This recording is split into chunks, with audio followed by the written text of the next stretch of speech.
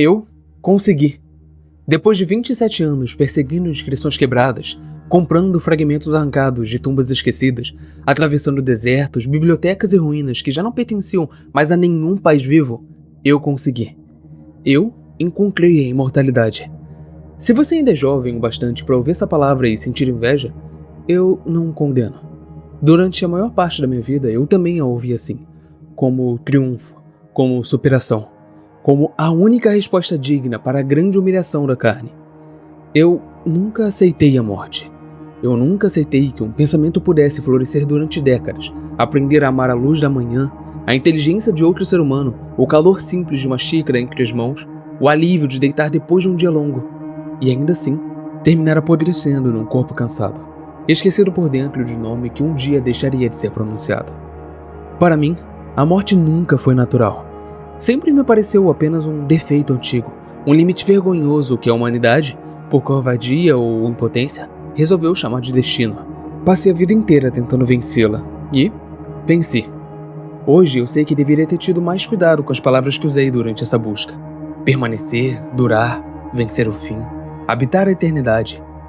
Na época, pareciam expressões nobres. Agora entendo que muitas das tragédias humanas começavam assim, com palavras bonitas cobrindo abismos. Porque permanecer não é o mesmo que viver. E há formas de eternidade que não passam de uma porta fechada por dentro. Tudo começou de verdade quando encontrei, em um mosteiro abandonado na costa oriental do mar Egeu, um códice mutilado por séculos de umidade e sal. O texto não citava a Medusa como destruidora de homens, mas como aquela que impede a fuga. Não dizia que seu olhar convertia carne em pedra, dizia algo muito pior. Embora eu só tenha entendido isso tarde demais. Ela chamava suas vítimas de os que continuariam habitando a vida depois do término do gesto. Na época, aquilo me pareceu uma pista gloriosa. Havia outras passagens semelhantes, espalhadas por fragmentos de épocas diferentes, escritas por mãos que jamais se conheceram, e ainda assim, pareciam apontar para a mesma correção de um erro muito antigo. Os poetas populares haviam falado em estátuas, porque a realidade era intolerável demais para ser repetida. Os sobreviventes das margens do mito haviam preferido a metáfora da pedra porque a pedra consola. Pedra simplifica. Pedra não sente. Mas os textos mais antigos não falavam em pedra. Falavam em permanência. Falavam numa consciência preservada para além dos limites comuns da carne. Falavam em homens que não morriam quando deveriam. Falavam numa espécie de maldição sagrada que impedia o corpo de abandonar a vida, mesmo quando a vida já havia se tornado apenas sofrimento, exaustão e tempo acumulado. Lembro do momento exato em que li aquilo à luz de uma lamparina, com o mar batendo escuro contra as rochas do lado de fora. Meu coração acelerou de um jeito quase juvenil. Minha mão tremia sobre o pergaminho. Eu não vi horror, eu vi possibilidade. É sempre assim que a arrogância entra, não com fanfarra, mas com esperança. Eu passei os meses seguintes remontando rotas antigas, cruzando traduções, comparando relatos de navegadores, sacerdotes e desertores de cultos já extintos. Pouco a pouco, uma geografia enterrada começou a surgir. Não um ponto no mapa moderno, mas uma espécie de eixo antigo, um lugar omitido, apagado, reverenciado de forma oblíqua por civilizações que pareciam ter herdado o medo uma das outras. Eu cheguei até ela no final do outono. Havia uma ilha de pedra negra afastada das rotas comuns, visível apenas em certas marés e evitada pelos pescadores locais com uma seriedade que, não combinava com superstição vulgar. Eles não falavam alto perto daquela direção, não zombavam, não contavam lendas para divertir crianças, apenas desviavam. Como quem respeita o território de uma força que não precisa ser acreditada para continuar existindo. Eu atravessei até lá numa manhã cinzenta, com o céu coberto por nuvens baixas que filtravam a luz do sol, até transformá-la numa claridade pálida, quase mineral. O mar estava estranho, não revolto, não sereno, apenas pesado, como se a água ali tivesse aprendido a se mover sem produzir alívio. As rochas da ilha se erguiam como vértebras de alguma criatura antiga que o mundo esqueceu de enterrar. O acesso interior ficava numa fenda estreita, meio escondida por paredes naturais de basalto e por uma sucessão de degraus gastos que não pertenciam à obra do mar. Eram degraus humanos, ou talvez mais antigos do que humanos no sentido que damos à palavra.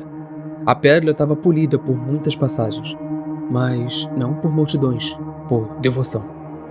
Desci. O ar mudou aos poucos. Primeiro veio o cheiro de sal úmido misturado à terra antiga. Depois, um perfume quase imperceptível de óleo queimado. Ervas secas e água estagnada em profundidades que eu não vi. Mais abaixo, o corredor se abriu para uma arquitetura impossível de atribuir a um único povo. Colunas gregas mutiladas encontravam arcos cuja curvatura lembrava civilizações posteriores. Havia inscrições em camadas, como se várias eras tivessem tentado nomear aquele lugar, sem jamais realmente possuí-lo. O teto era alto, mas rachado em pontos precisos por onde a luz do dia entrava em feixes finos, descendo como colunas pálidas de poeira luminosa até o chão. E essa luz tocava o interior do santuário com uma delicadeza que me perturba só de lembrar. Não era a claridade generosa do mundo aberto. Era outra coisa. O tipo de iluminação que não parecia revelar, mas consagrar. Foi ali que vi os primeiros habitantes. Eram poucos, silenciosos. Vestiam tecidos escuros, leves, gastos pelo tempo e pelo sal. Seus passos tinham uma lentidão treinada, não por fraqueza, mas por reverência. Nenhum deles me olhou diretamente. Eu demorei alguns segundos para entender o motivo. Seus olhos estavam cobertos por véus finos ou, em alguns casos, por cicatrizes antigas e lisas demais para serem acidentais. Eram cegos. Não cegos de nascimento, eu percebi depois, mas por escolha. Alguns tinham os olhos costurados por linhas já cicatrizadas há muito tempo. Outros os haviam coberto com lâminas finas de metal escurecido, presas como pequenos relicários diante das órbitas. E ainda assim, se moviam pelo santuário com uma segurança que me pareceu monstruosa e sagrada ao mesmo tempo. Como se, ao abrirem mão da visão, tivessem aprendido a habitar o espaço por outro tipo de percepção. Nenhum deles demonstrou surpresa com a minha chegada. Um deles se aproximou. Era um homem já velho, de cabeça raspada, pele marcada pelo vento do mar e mãos extremamente delicadas. Havia nele algo de sacerdote, jardineiro e carcereiro. Ele falou comigo num grego arcaico contaminado por séculos de mudança, mas ainda compreensível o bastante. Ele disse: "Os que chegam aqui raramente vêm em paz com o próprio fim." Eu deveria ter entendido, mas respondi com a soberba calma de quem passou a vida inteira preparando argumentos contra a morte. Disse que não vinha por fé, vinha por verdade. O velho então inclinou levemente a cabeça, como quem escuta de novo uma frase que atravessou séculos mudando apenas de boca. Foi ele quem me conduziu ao interior mais profundo do santuário. No caminho, eu percebi que aquele lugar não era apenas um templo. Era também uma espécie de hospital reverente, um mausoléu sem cadáveres, um abrigo para consciências que não haviam partido. Em nichos laterais, atrás de véus de ninho úmido e grades de bronze oxidada, havia formas humanas imóveis. No primeiro instante, eu pensei estar diante de esculturas de um realismo obsceno. Mas bastou me aproximar para entender a verdade. A pedra não era pedra. Era pele. Ressecada em alguns casos, pálida em outros. Por vezes, marcada por fissuras finas, por feridas antigas, por trilhas endurecidas de lágrimas que um dia escorreram e depois secaram sobre o rosto sem serem tocadas por mãos. Os lábios de alguns estavam partidos, as pálpebras abertas. Havia um brilho endurecido nos olhos de vários deles, não o brilho vazio de vidro ou resina, mas aquela umidade mínima e terrível que só existe quando ainda há vida. Em um dos nichos, uma mulher jovem conservava no canto do rosto o caminho torto de um inseto esmagado há não sei quantos anos. Em outro, um homem magro demais tinha barba crescida em mechas irregulares sobre o peito, como se o tempo houvesse continuado trabalhando nele de maneira lenta, indigna e interminável. Mais adiante, vi um corpo cujo braço havia sido reposicionado com talas e faixas já enegrecidas, como se alguém naquele lugar se preocupasse em corrigir a postura dos condenados para aliviar, ao menos um pouco, o sofrimento que não podiam expressar. Foi ali que eu compreendi o papel dos cegos. Eles cuidavam dos imortais, não como quem trata de santos vitoriosos, mas como quem assiste, com disciplina e compaixão, a um tipo de sofrimento que a linguagem comum não suporta. Umedeciam bocas, limpavam feridas, lavavam a pele, mudavam a posição de alguns corpos, passavam óleo sobre rachaduras abertas pelo ressecamento. Cantavam baixo, não para acalmar, talvez para lembrar aos presos que ainda havia algo parecido com a humanidade ao redor deles. Eu deveria ter recuado naquele instante, mas não recuei. Porque tudo o que eu vi, em vez de me repelir, inflamou ainda mais a minha certeza de que eu estava diante da verdadeira fronteira da existência. Meu erro começou muito antes de pedir o meu dom. Meu erro começou a olhar para aquilo tudo e ainda chamar, dentro de mim, de conquista. Eu perguntei ao velho se aquilo era imortalidade. E ele respondeu: isso é o que os homens chamam de imortalidade, quando ainda são jovens demais para entender a misericórdia do término. Continuamos. No centro do santuário havia uma câmara circular. O chão era coberto por mosaicos gastos em que serpentes, rios, raízes e olhos se entrelaçavam num desenho antigo, quase apagado pela insistência dos séculos. No alto, uma abertura larga deixava descer um véu de luz cinzenta, e essa luz caía exatamente no centro do recinto, onde havia um espelho d'água escuro, imóvel como obsidiana líquida. Ela estava além dessa água. Eu não a vi inteira de imediato. Primeiro, foi a sensação de que o ar, naquele ponto da câmera, obedecia a outra densidade, como se o espaço ao redor dela tivesse sido retirado do mundo comum e consagrado a alguma forma mais antiga de existência. Depois, pouco a pouco, a silhueta foi se entregando à luz. Era alta. Mais alta do que qualquer mulher comum, mas não de um modo grotesco. Havia nela uma verticalidade solene, quase litúrgica, como a de uma coluna viva erguida para sustentar alguma coisa invisível e antiga demais para ser nomeada. Devia ter mais de 1,80 m, talvez perto de 2, e ainda assim, a sua presença não parecia pesada. Parecia inevitável. A pele tinha uma cor difícil de fixar numa única palavra. À distância, pareceu pálida. Mais perto, percebi que não era palidez de doença nem de ausência de sol, mas um tom mineral, quase marfim antigo, como pele clara aquecida por séculos de luz e sal. Em alguns pontos, principalmente nos braços e na linha do pescoço, a pele parecia guardar reflexos frios, como se por baixo dela dormisse alguma coisa entre o ouro morto e o verde profundo do mar. Os braços eram longos e finos, mas sem fragilidade, e as mãos tinham a elegância precisa de algo feito para abençoar ou condenar sem pressa. Os dedos, levemente alongados, repousavam junto ao corpo com uma quietude impossível de imitar. Seus pés descalços tocavam a pele com uma delicadeza que não combinava com o terror que a cercava. Os tecidos que a cobriam eram claros, mas não brancos. Eram da cor de linho envelhecido, de osso lavado pelo tempo, de véus guardados em templos onde a poeira também parece sagrada. Caíam em camadas finas, antigas, quase líquidas, marcando o contorno do corpo apenas o bastante para lembrar que ali ainda havia forma humana, ou algo que um dia talvez tivesse sido. Mas eram os cabelos que primeiro traíam sua natureza. Desciam em volume denso pelas costas e pelos ombros, num movimento contínuo e silencioso que jamais se repetia do mesmo modo. Não eram serpentes no sentido vulgar dos desenhos e lendas contadas a crianças. Eram mais perturbadoras do que isso. Algumas mechas tinham a espessura de víboras finas. Outras pareciam raízes negras recém-arrancadas de uma terra viva. Outras ainda lembravam correntes de água escura, escorrendo contra a gravidade. Haviam escamas aqui e ali, lampejando sob a luz alta. Havia pequenos movimentos independentes, discretos demais para parecerem espetáculo, mas suficientes para negar qualquer ilusão de normalidade. O rosto ela mantinha voltado para longe.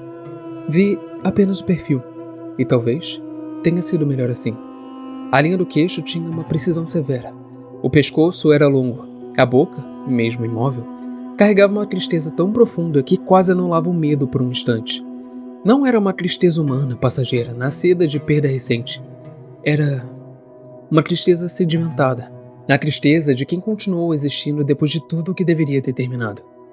Quando a luz tocou a curva do seu rosto, eu compreendi por que tantos homens destruíam a verdade para substituí-la por caricaturas. Chamar aquilo de monstruoso? Era fácil. Difícil era admitir que havia beleza ali. Uma beleza errada, insuportável, quase sagrada. Daquelas que não despertam um desejo comum, mas uma espécie de vertigem. Como encarar uma ruína tão antiga e tão perfeita que o espírito humano, por um segundo, não sabe se deve adorar ou fugir. Ela não se voltou para mim, e eu soube, de imediato, que aquilo não era recusa, era cuidado. A voz dela, quando veio, era baixa, antiga e serena demais. Não tinha a teatralidade das criaturas inventadas para assustar. Não soava como fera nem como rainha. Soava como uma presença que não precisava provar nada a ninguém. Você atravessou metade do mundo para pedir o mesmo que tantos outros pediram antes de você. Respondi que não vinha por superstição nem por desespero cego. Disse que havia estudado anos para encontrá-la, que eu sabia que as lendas estavam erradas, que os antigos haviam mentido sobre a pedra porque não suportaram registrar a verdade. Ela permaneceu imóvel por alguns instantes. Não mentiram por completo, disse, e apenas tiveram medo de nomear com precisão o que viram. Falei então do meu trabalho, das inscrições, dos relatos fragmentados, das eras de homens que perseguiram em segredo a continuação da consciência. Falei da morte como falha, como violência biológica, como desperdício. Disse que a mente humana era rara demais para ser condenada ao apodrecimento. Disse que a natureza cria maravilhas apenas para destruí-las cedo demais. Disse que eu não aceitava isso. Ela ouviu tudo, sem me interromper. O silêncio em torno de nós era tão completo que eu podia ouvir, ao longe, a água tocando alguma pedra oculta nas profundezas do santuário. Então, ela me perguntou: você teme a morte ou teme perder a si mesmo? A pergunta me pareceu, naquele instante, apenas uma sutileza filosófica. Hoje sei que era o centro de tudo. São a mesma coisa. Não, disse ela. Só parecem a mesma coisa para quem ainda acredita que existir é apenas continuar. E aquelas palavras me incomodaram. Argumentei que toda vida luta para permanecer, que todo organismo resiste ao fim, que a consciência, justamente por compreender a própria extinção, tem ainda mais direito de recusá-la. Disse que o impulso de durar não era covardia, mas a forma mais pura de reverência pela própria existência. Ela então moveu levemente a cabeça, não em negação, mas como quem lamenta reconhecer numa voz um erro muito antigo. Duração não é reverência, respondeu. E às vezes é apenas medo com linguagem nobre. Eu devia ter me calado, mas eu continuei. Eu disse que ela mesma havia atravessado os séculos, que ela, mais do que qualquer outra criatura, deveria entender por que um homem desejaria permanecer consciente através do tempo. Que eu não lhe pedia juventude, beleza ou poder. Pedia apenas para não ser arrancado de mim mesmo. Foi então que ela falou algo que só mais tarde compreendi por inteiro. Vocês sempre falam da consciência como se ela fosse suficiente. Como se pensamento, memória e nome bastassem para sustentar a experiência de estar vivo. Mas a vida não mora apenas no que pensa. Mora no que cede, no que se move, no que treme, no que fecha os olhos quando a luz fere, no que se curva quando a dor chega, no que se deita quando o cansaço pesa, no que alcança a água, no que recua do fogo, no que toca a própria ferida. A voz dela não subiu um único tom, e justamente por isso cada palavra pareceu mais pesada. Vocês chamam de Manau o que sustenta a morada da alma. Piscar, engolir, dormir, virar o rosto, coçar a pele, erguer uma mão, tombar de exaustão, receber o alívio do escuro. Tudo isso lhes parece pequeno porque nunca lhes foi retirado. Senti então alguma coisa próxima da hesitação, mas ainda assim coberta demais pela minha obsessão para se transformar em lucidez. Se o preço da continuidade for o sofrimento, ainda assim é melhor do que o nada, respondi.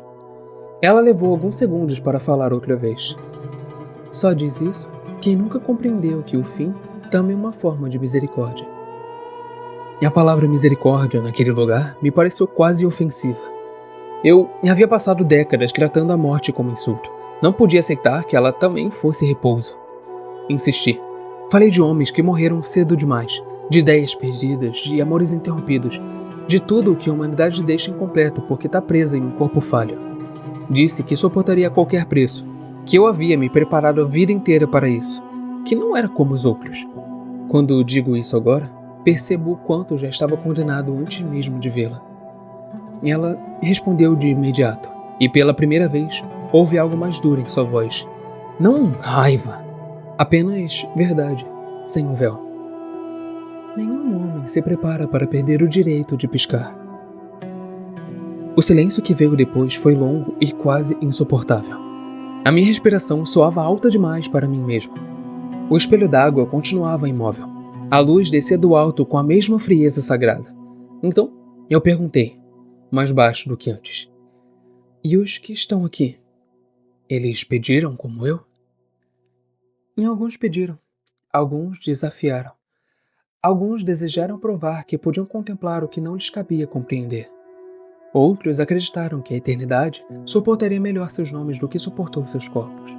Todos, à sua maneira, confundiram permanência com bênção. E nenhum deles se arrependeu antes? Então, ela respondeu. O arrependimento sempre vem, só raramente chega a tempo. Eu deveria ter ido embora. Eu podia ter me ajoelhado, podia ter chorado. Eu podia ter aceitado a pequenez humana e voltado à luz comum do mundo com a consciência esmagada, mas intacta. Eu podia ter passado o resto da vida em paz amarga, sabendo que a morte me aguardava como a todos. Mas havia em mim, então, algo mais forte que a sabedoria. Não coragem, não grandeza. Fome. Fome de continuar. Então, eu disse, se tudo o que me descreve ainda é o preço da permanência, eu o aceito. Foi a primeira vez que ela pareceu verdadeiramente triste. Não uma tristeza teatral. Nem a pena rápida que os vivos sentem diante do erro alheio. Era outra coisa. O peso de assistir mais uma vez à repetição de uma ruína inevitável.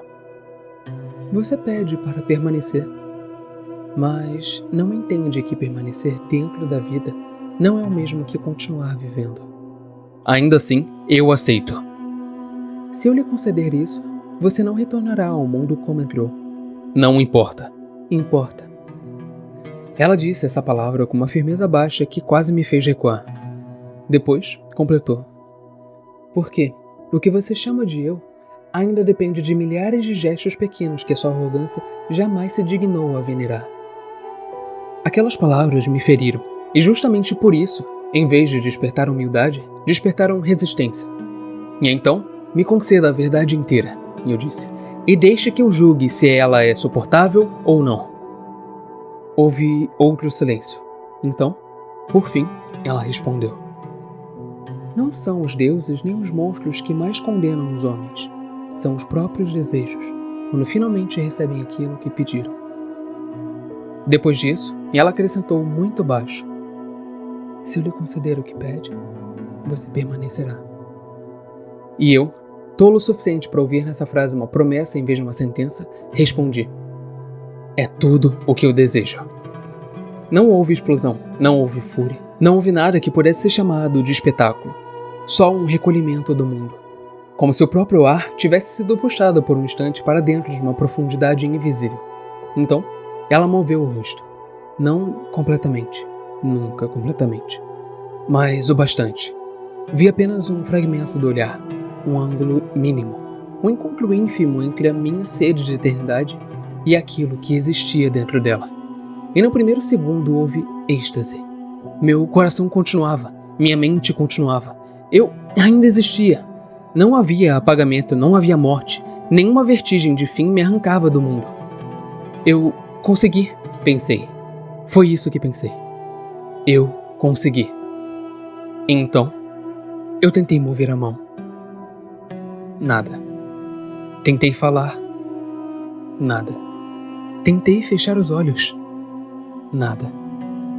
O horror não veio de uma vez, mas em camadas rápidas e perfeitas demais. Primeiro, a incredulidade. Depois, a urgência. Depois, o pânico absoluto. Ordenei ao corpo que obedecesse. Aos dedos, à mandíbula, à garganta, aos joelhos, aos ombros, às pálpebras, e nada. Cada comando retornava para mim como se batesse em pedra por dentro. Mas eu ainda sentia tudo. Tudo. A luz do alto atingia meus olhos sem misericórdia. O ar tocava meu rosto. Meu peito continuava a cumprir seus movimentos mínimos sem me consultar. O coração seguia trabalhando como se eu ainda fosse dono de alguma coisa. Eu não era. Foi então que ela falou pela última vez, enquanto eu ainda permanecia diante dela, imóvel no centro da câmara. E agora, você compreenderá por que os homens chamaram isso de pedra. Era mais fácil do que confessar que a carne pode continuar sendo a carne, e ainda assim tornar-se prisão. Eu queria implorar. Queria dizer que ela me desfizesse, que retirasse aquilo, que me deixasse ao menos cair, ao menos gritar, ao menos cobrir os meus próprios olhos. Mas não havia ponte entre a vontade e o gesto. Eu fiquei ali por algum tempo. Eu não sei quanto. Tempo suficiente para o ardor começar nos olhos. Tempo suficiente para o desespero tentar rasgar minha mente de dentro para fora. Tempo suficiente para eu compreender, com uma lucidez brutal, que piscar havia sido um dom, que engolir havia sido um dom, que virar o rosto havia sido um dom, que todo o corpo humano, com seus reflexos humildes e imperceptíveis, era uma casa de misericórdias invisíveis que eu passara a vida inteira desprezando. Só depois os cegos vieram. Senti primeiro as mãos, firmes, experientes, cuidadosas. Uma sustentou meu braço, outra apoiou minhas costas, outra protegeu minha cabeça para que ela não pendesse com brutalidade. Eles não me arrastaram como objeto, nem me exibiram como troféu. Eles conduziram meu corpo com a gravidade triste de quem recebe mais um homem na longa enfermaria da permanência. Foi assim que deixei a câmara central. Não por vontade, não por fuga, mas levado. E ao cruzar os corredores outra vez, e agora imóvel entre as mãos daqueles que já haviam renunciado à visão para continuar servindo naquele lugar, eu compreendi que eu não estava sendo salvo. Eu estava sendo instalado entre os que permaneceram. Foi ali que o tempo perdeu a forma que tivera durante toda a minha vida. Não havia mais manhãs no sentido humano da palavra, nem noites completas. O santuário respirava numa luz variável, filtrada por rachaduras altas, por mudanças de clima, por nuvens que eu não via passar. O mundo lá fora continuava.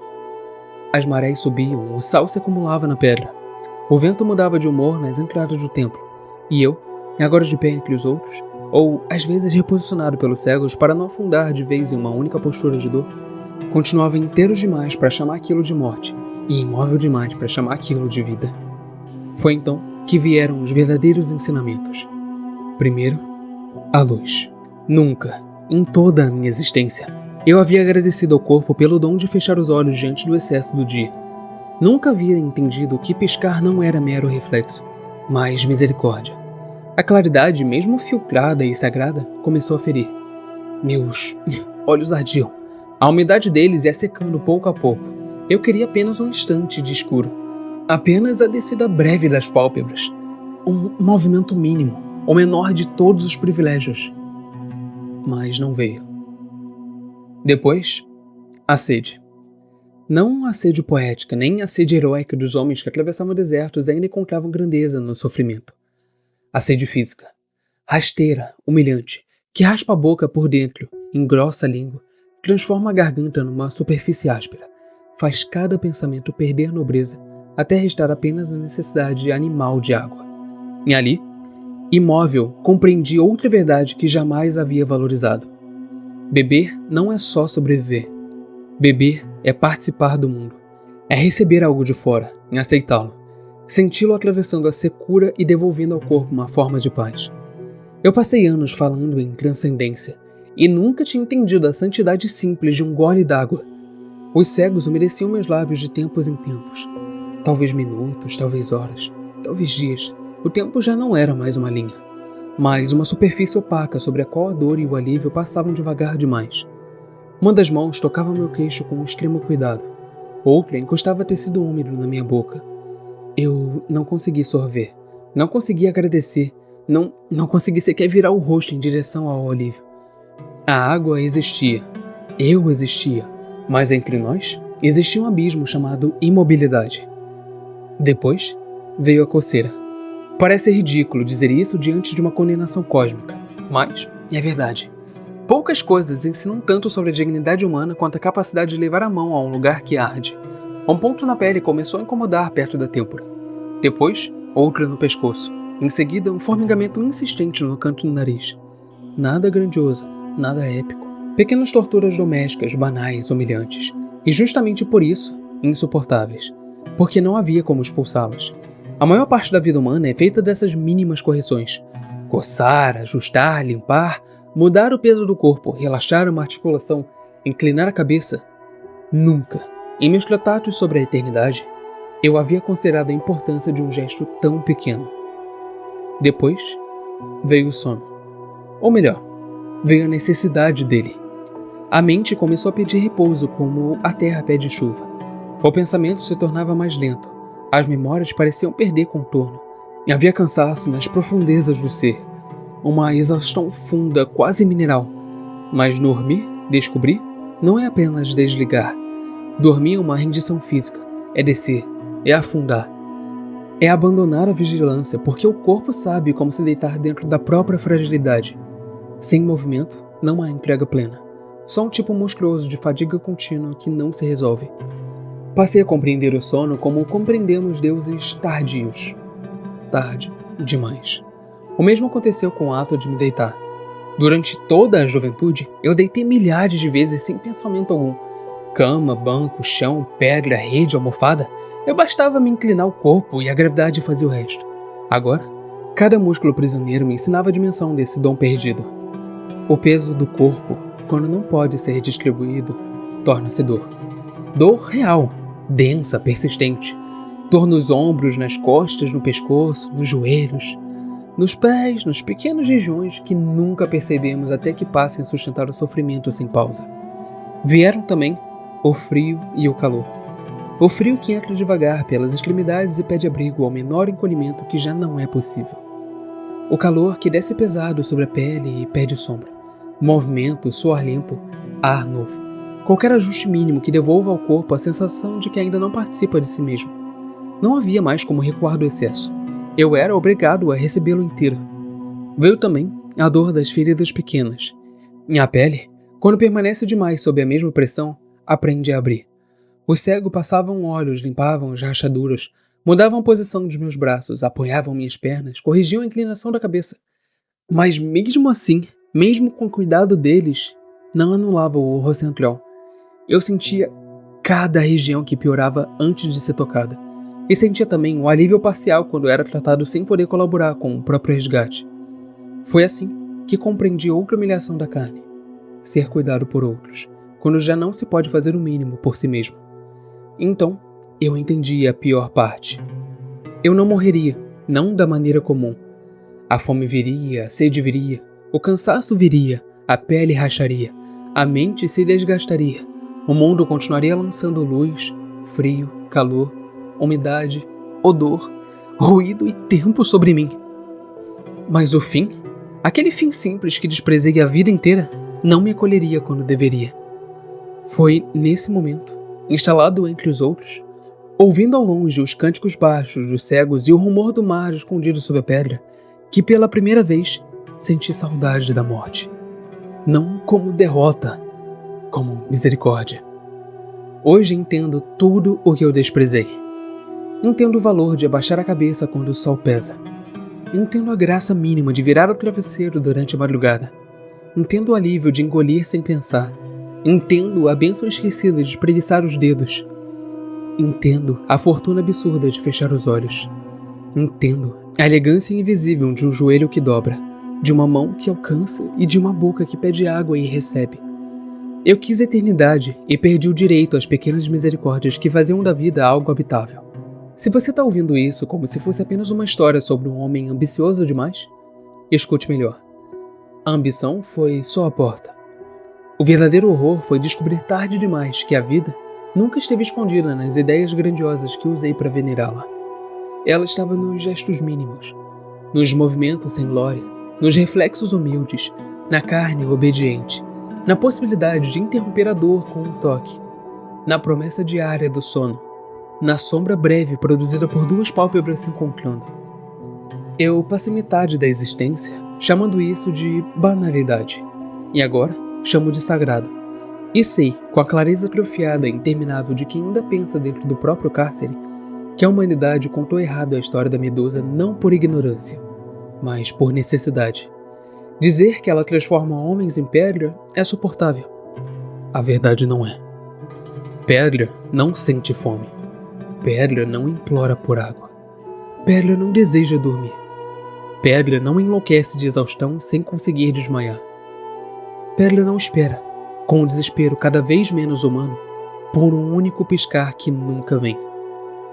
Eu quis vencer a morte, e consegui apenas uma forma de não poder mais sair da vida.